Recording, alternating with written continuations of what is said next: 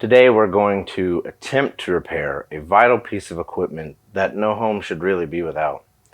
I'm talking, of course, about this 1980s talking Pee Wee Herman doll. As you can see, he's had a bit of a rough life. The marker on the face and the stained clothes, that all can be taken care of, but there's a much more sinister issue in play here. Pee Wee's turning into a chipmunk. I hate chipmunks. So we've got to fix this.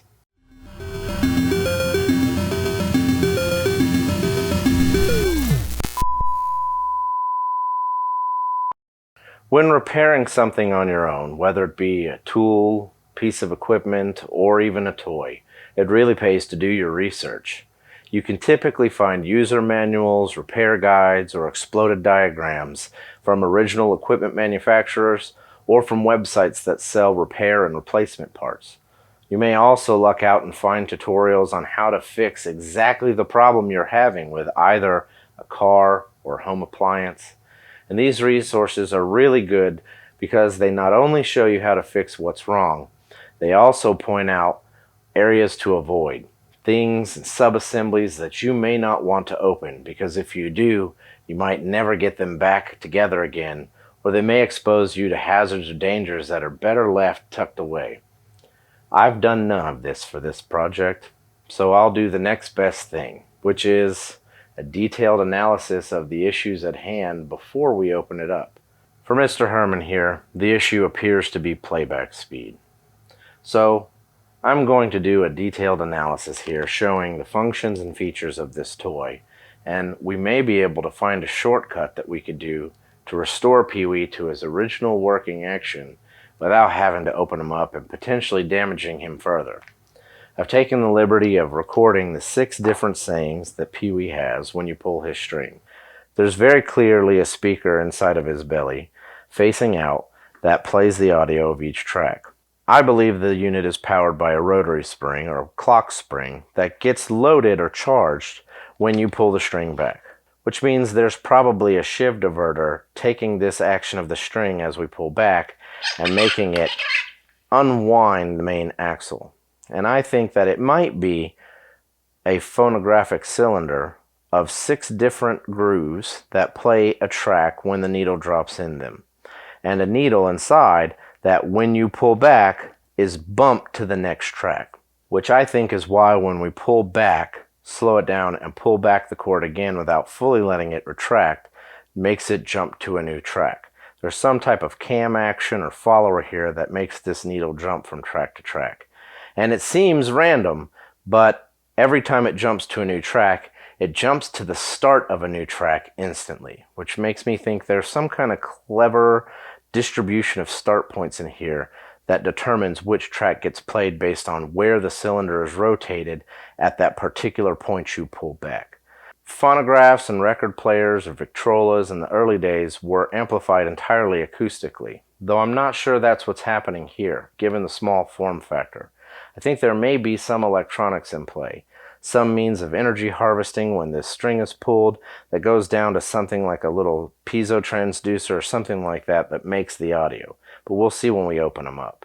Now, if we wanted to slow down the speed of playback, we could do something like introducing additional friction on this drawstring to slow it down, a more permanent means of letting it go slowly. The problem with that is that anything that we put here to slow down that string retraction is going to add friction and will cause premature failure of the string.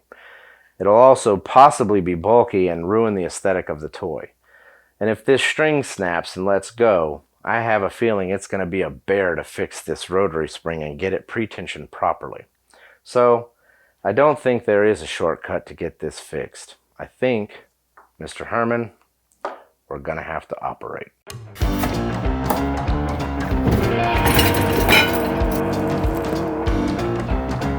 What? I don't know where he's been.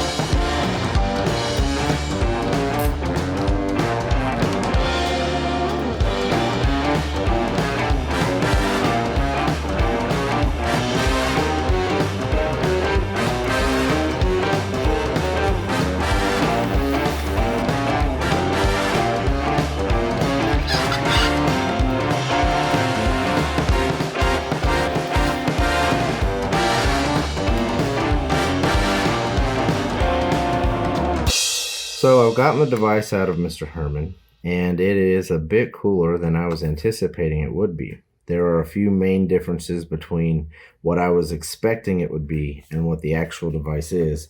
The biggest of which is that this is entirely acoustic. The other big difference is that it does not use a phonographic cylinder. It uses a phonographic disc, or a vinyl record, as you may be familiar with it. But it's not just any vinyl record. It's kind of a special one. So let's open it up and have a look at the different parts. Here are all the parts of the internal mechanism. We have our diaphragm speaker. This pad here rides on top of the needle, which can be seen here. And that causes the vibrations across the disc that is then amplified by the diaphragm, and that's what we hear when we pull Pee-wee's string. This is pre-tensioned to the outside of the disc, which will be important to understand later. We have a speed limiting device, which is essentially a tensioner for a drive belt. You can see this guy right here. When we move this, that moves this tensioner, and this tensioner rides in between the vinyl record and the governor, and adding sideways tensions slows it down. It works similar to the way a tensioner in a car might, and the purpose of that is expressly to slow down the rate of playback. It has 6 adjustable slots. I've already adjusted this torsion spring to the slowest setting possible, and it's still not good enough for Mr. Herman. So we're going to have to do a little bit extra work to get him playing properly. We have a governor or speed limiter here, which is kind of interesting. This is driven by this drive belt off of the main disc, and as it rotates, these counterweights swing out, and there are felt pads on the sides of those that interface with the housing inside of here, and that also effectively serves to slow down playback, but I think it serves probably more the purpose of smoothing out the playback. On the record, I'm going to try and show you. Hopefully you can catch a glint of the record.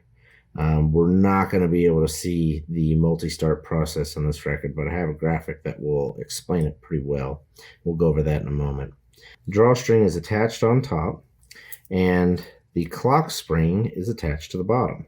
Clock spring is registered onto this device here, so that when we load them together,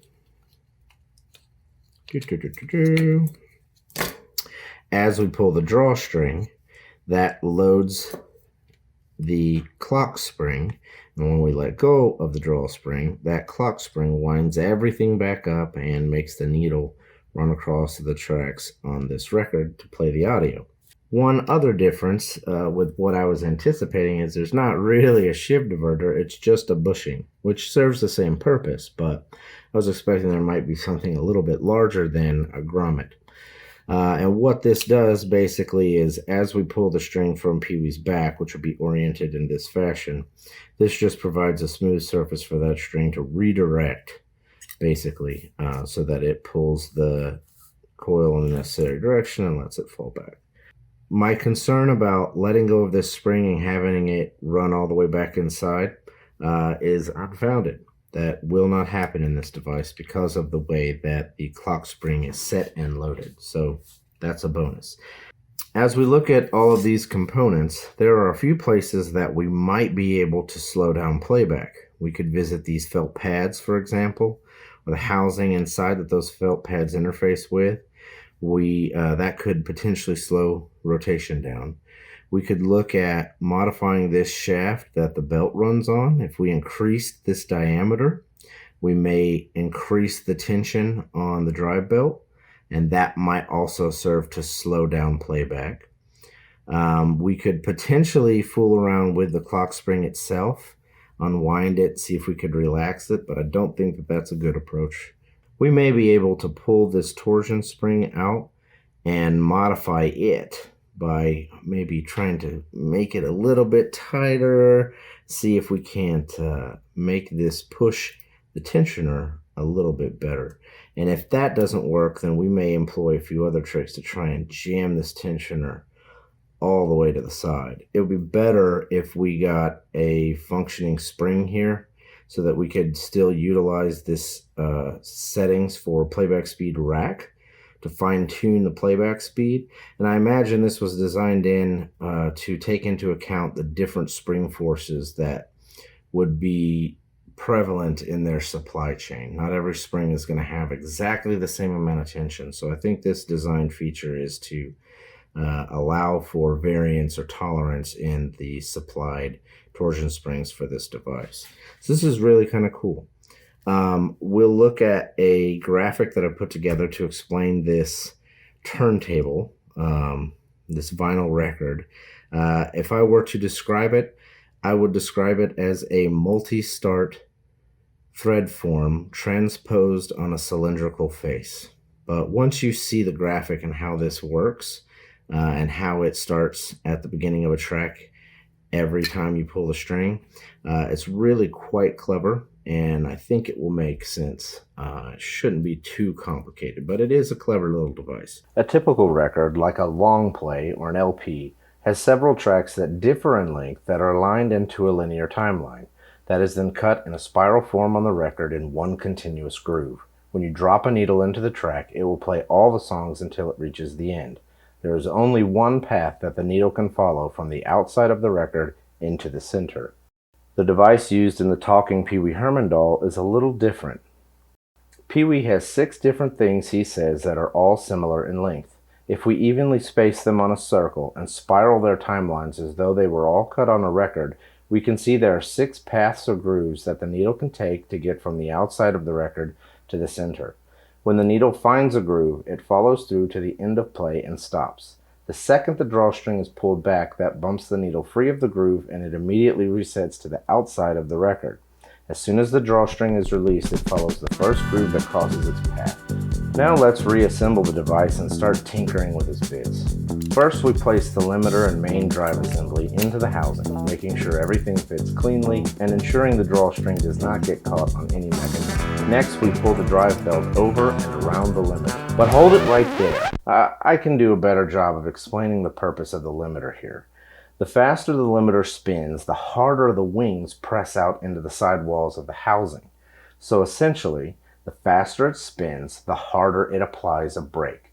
It serves as something of a cruise control to ensure that once the device hits a certain speed, it maintains that speed evenly without going over until the clock spring runs out of juice. Now this allows for a stronger clock spring to be used to increase acceleration from a standstill to the proper playing speed. So instead of your music starting like this, it can start back up like this. Next, we replace the top assembly, being careful to properly seat the tensioner arm inside the drive belt and not snag the drawstring.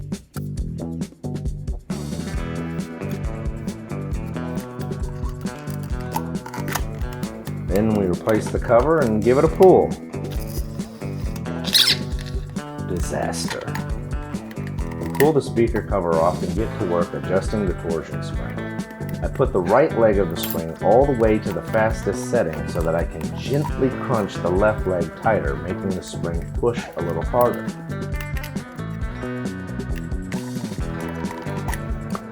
After multiple tightenings and leg adjustments on the torsion spring, I finally get it sounding good. And now we move on to the rest of old Pee Wee. We start by cleaning off the marker on his body parts with some rubbing alcohol, and then burnishing off various grime and mess from the crevices on his pieces. A nice shoe shine, followed by a facial scrub. For some reason, the alcohol-shop towel combo is not cutting it, so we move on to more aggressive means. This melamine sponge with alcohol is like wet sanding with 2000 grit sandpaper, so we need to test in an inconspicuous area first to make sure it doesn't ruin it. I put very little downward pressure with the sponge and move it across the surface quickly, letting the pores on the magic sponge do all the work. You need to be very careful, as I wiped off a bit of Pee-wee's lower left lip while scrubbing. Sorry for the palsy, Pee-wee. You're still a handsome little devil. After getting his clothes back from dry cleaning, I start to try and push and pull his clothes over the pad. This was not a good approach. Frustrated, I move on to mounting the voice box onto Pee-wee's torso. With that finished, I try a new approach, turning his clothes inside out and rolling them over onto the padding. This is the way. Once I get his pants back on, I can move to the drawstring that holds his leg piece in place. I use some artificial sinew and a curved hook I ground the tip down on so it can glide through the drawstring hem a little easier. With the string in place, we put the leg on and tie it down with 2 overhand knots and trim off the ends. We do the same process for the other leg, and we'll repeat that process again for his arms and head. And about 20 minutes of stuffing, adding hands and hand stitching, we end up with what you've all been waiting for, a repaired Pee-wee Herman doll. He looks good, he sounds good, and we're done. Sure, we could have gone a little further with the repairs if we'd wanted to. We could have done a much better job hand stitching than I did. We could have touched up paint and tweaked that mechanism just a little bit more to get it as good as possible, but we weren't doing this repair for a toy museum that was looking to drop 5 figures buying a one-of-a-kind toy. Aside from returning Pee-wee to the playroom where he rightfully belongs, I did this to ease my suspicions. You could fix a number of toy talk box issues without having to maim and dismember another toy to harvest its parts to fix your broken talk box. So my suspicions are confirmed. Gabby, deep down, you are a manipulative, sadistic sack of shit.